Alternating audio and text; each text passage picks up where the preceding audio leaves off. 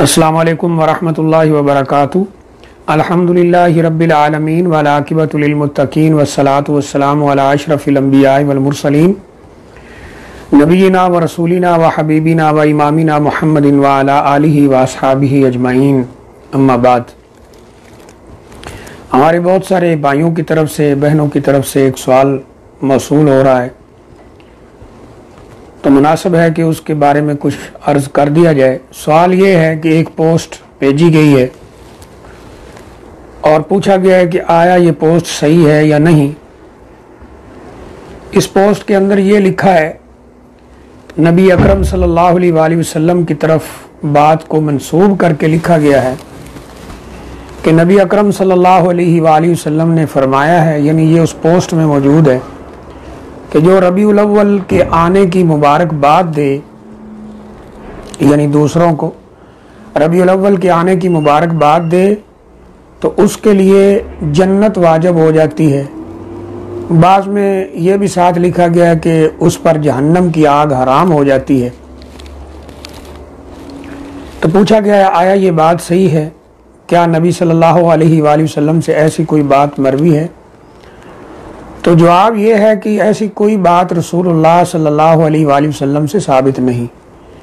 یہ کسی نے بالکل جھوٹی پوسٹ بنا کر ماہ ربیع الاول کی فضیلت کو بیان کرنے کے لیے خود ساختہ ایک جھوٹی حدیث بیان کی ہے، جس کا حقیقت کے ساتھ کوئی تعلق نہیں ہے۔ نبی اکرم صلی اللہ علیہ وآلہ وسلم سے، صحابہ اکرام سے، تابعین سے، ائمہ دین سے کوئی ایسی بات ثابت نہیں ہے۔ اور قرآن مجید کے اندر اللہ تعالیٰ نے ایک بات بیان فرمائی سورہ توبہ کے اندر کہ ان عدت الشہور عند اللہ 12 شہرا فی کتاب اللہ یوم خلق السماوات والارض منہا 4 حرم۔ جس دن اللہ تعالیٰ نے زمین و آسمان کو بنایا ہے تو مہینوں کی تعداد 12 رکھی ہے، اور فرمایا کہ ان 12 میں سے 4 مہینے حرمت والے ہیں۔ حرمت والے مہینوں کا سادہ سا مطلب یہ ہے کہ ان کا تقدس، ان کا مقام مرتبہ بہت زیادہ ہے۔ مکہ والے بھی ان کا احترام کرتے تھے، ان میں لڑائی لڑنا جائز نہیں ہے، یعنی جہاد بھی روک دینا چاہیے۔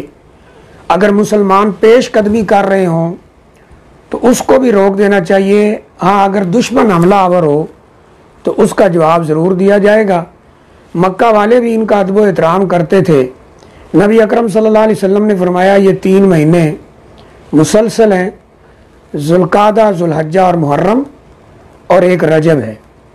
اور اس آیت کریمہ کی تشریح میں معتبر مفسرین نے، محدثین نے اس بات کو نقل کیا ہے کہ ان مہینوں کی حرمت کا تعلق اصل میں حج کے ساتھ ہے اور عمرے کے ساتھ، کیونکہ ذوالحج، ذوالقعدہ، ذوالحج اور محرم، ان میں حجاج اکرام وہ حج کے لیے آتے ہیں، ان کی واپسی ہوتی ہے ان مہینوں میں، ان دنوں میں، تو تاکہ وہ امن کے ساتھ آئیں اور حج کریں، اور یہ اسلام کا جو فریضہ ہے، 5واں رکن ہے، اس کو اچھے طریقے سے بغیر کسی خوف کے ادا کریں۔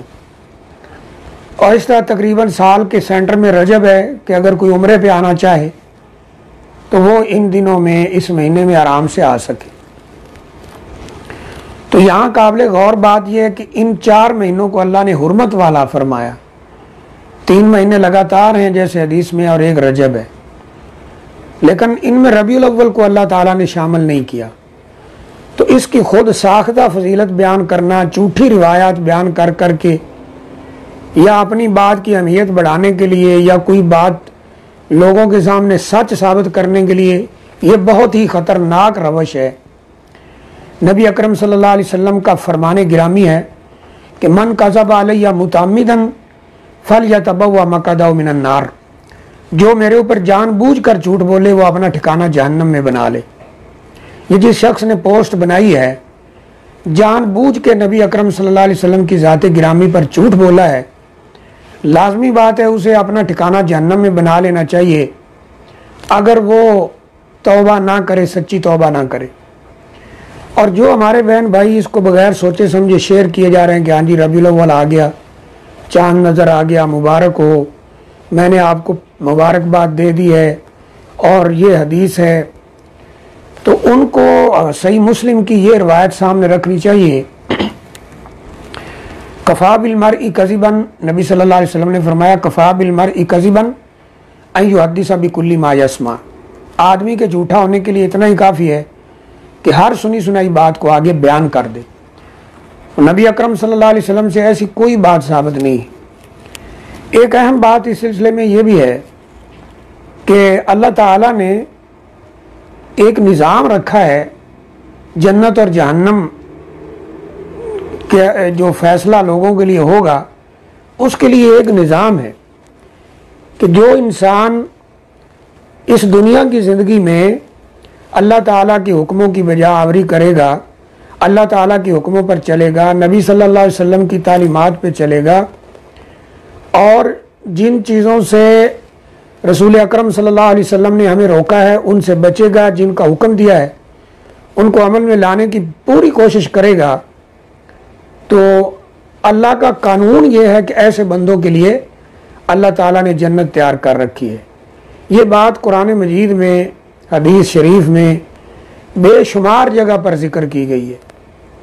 اور اگر وہ اللہ کی نافرمانی کرے گا، اس کے حکموں کو توڑے گا اور اللہ کے رسول صلی اللہ علیہ وسلم کے حکموں کی پرواہ نہیں کرے گا، اپنی مرضی کی زندگی گزار کے جائے گا، تو اس کے لیے اللہ نے عذاب تیار کر رکھے.